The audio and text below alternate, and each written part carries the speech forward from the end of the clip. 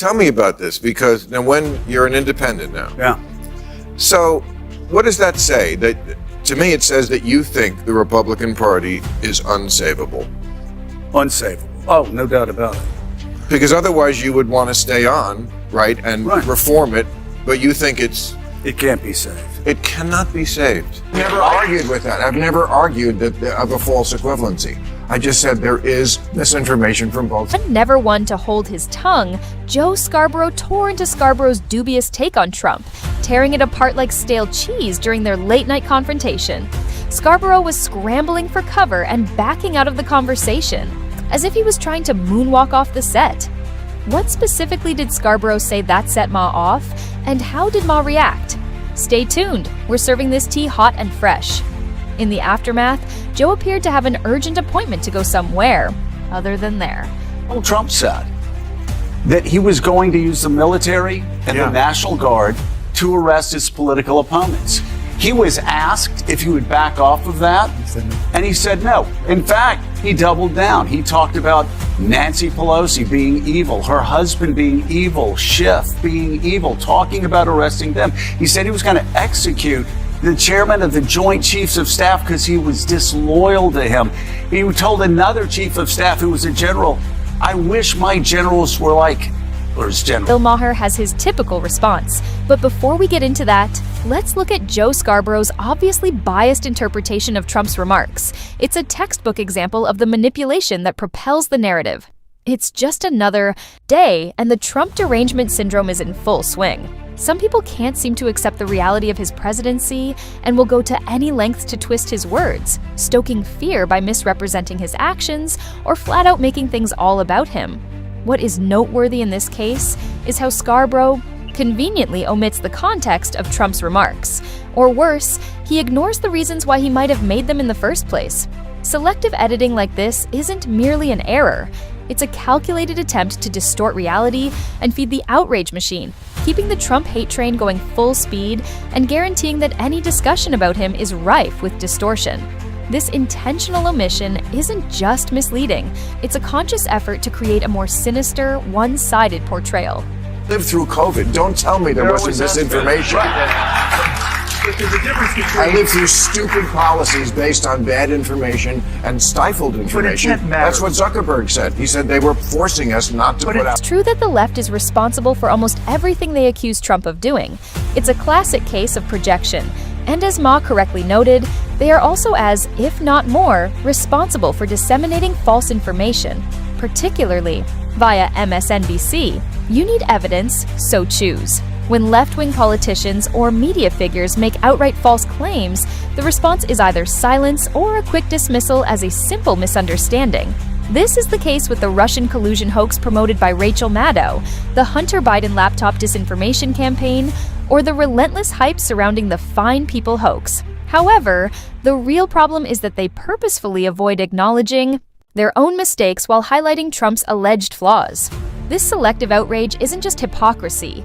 It's a strategy to control the narrative, keep their audience in a constant state of fear and rage, and make sure Trump remains the ultimate villain because, after all, admitting their own lies would make them acknowledge that they are no better than the man they profess to despise, a reality they can't afford to let the public see.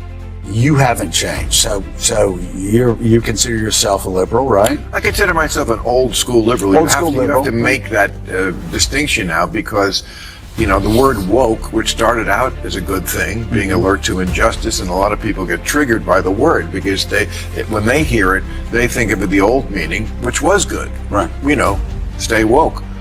But I'm sorry, language is a living, breathing entity. Words change and they migrate and they take on a different meaning. And woke now has to answer for, or for people have just used the word to ascribe a number of extreme things on the left. This is where I have to disagree with Ma, because he portrays it as though only a little portion of the left has become radicalized with wokeness. But let's face it, that's not the whole picture. It's no longer just a fringe movement. In liberal circles, wokeness has taken over as the prevailing culture. Politicians, media executives, and Hollywood are all following this script, not just a fad. Unsurprisingly, Bro didn't have much to say in response, most likely because he knew deep down that Ma had a point. The real question is, though, how long he can continue to act that way. Kamala's big, I think, challenge here to win over the undecided voters is to convince them that she's not part of what they suspect she might be, sort of a stealth version of the worst excesses of the left. I said there's a coalition of Trump voters, people who really like him. They certainly are those. And then there's people who don't necessarily like him that much, but they still think he's less crazy than stuff that strikes them as aggressively anti-common sense. Right. That takes place on the left. Right. So that's why they keep running that ad about exchanges in Right. prison. You know, like at every football game. Could you get every foot? That's right. Indeed, Kamala Harris would find it difficult to distance herself from the woke left, even if she so desired, because, let's face it, she is fully integrated into the movement. The woke left isn't some fringe group hiding in the shadows, desperately attempting to seize power. Rather, it is the mainstream, the establishment, and the loudest voice in the room. Just take a look at the overwhelming support Harris received at her campaign rallies, which were packed with people who embraced wokeness. Hollywood A-listers were swooning over her. Journalists threw her softball questions like they were in a game of t-ball, and media outlets buried any unpopular stories. This isn't the work of a small radical group. Rather, it's the democratic machine working at full capacity. So let's stop pretending wokeness is just some fringe ideology. You have to, on the one hand, understand you benefited from racism if you're white. There's no doubt about it. And that has to be addressed. It can't be ignored. Right. But also, I didn't personally do it. There's a middle ground there. It's very difficult. Two things can be true at one time. And they are both true at one time. Right. I'm not personally responsible, but did I benefit? Yes, I'm sure I did. People our age definitely did. Right. And so, if we can all agree on things like that, we could then come up with sensible... Agree with Ma that restoring balance is the only way to truly address the profound ideological divide tearing this country apart. The government must enact laws that address the most pressing issues facing our country without favoring any one group or alienating others, which entails going beyond performative politics and truly developing solutions that benefit everyone, not just the loudest voices in the room. Take racism, for example, which is a complex, multifaceted issue that calls for well-considered strategic solutions. It requires a methodical strategy that targets the true systemic issues without causing further problems along the way. But that's not what we're seeing. It cannot be addressed with broad, haphazard policies that put optics above actual efficacy. When ideology trumps reality, everyone loses. If we can't find a way back to rational, results-driven governance, this divide will only widen. Policies like DEI were first claimed to level the playing field for minorities, but in reality, they've had a number of unintended consequences that threaten lives, jobs, and even public safety. But sometimes on the left, they don't want to acknowledge progress because it interferes with virtue signaling. Right. To say, we've come a long way, which we have. It's okay to say that. It's okay to say it's a way, but somehow you're a better person if you say, but there's work to be done. Of course there's work to be done. There's always work to be done. We're humans. We're on Earth. There's always going to be work to be done, but let's be realistic about where we are. Bill Maher highlights a stark irony.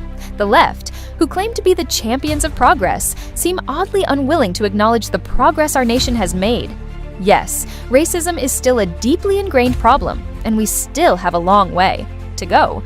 But pretending that we are still in the Jim Crow era is not only dishonest, but it is also completely false. We have made progress, and it is acceptable to acknowledge that. The problem is that the left won't acknowledge the progress we have made because, to some, maintaining the narrative of perpetual victimhood is profitable.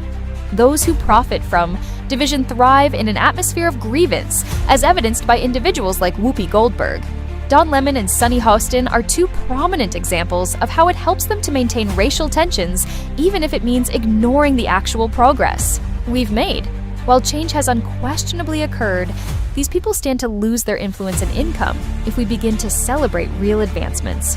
This never-ending cycle of outrage is more about business than it is about justice. Focus groups over the past couple of days of Trump voters who still would support him, who say things like, I like Donald Trump because of where he stands. I can't even say with a straight face on the issues. Now you tell me, what the does that mean? What does he,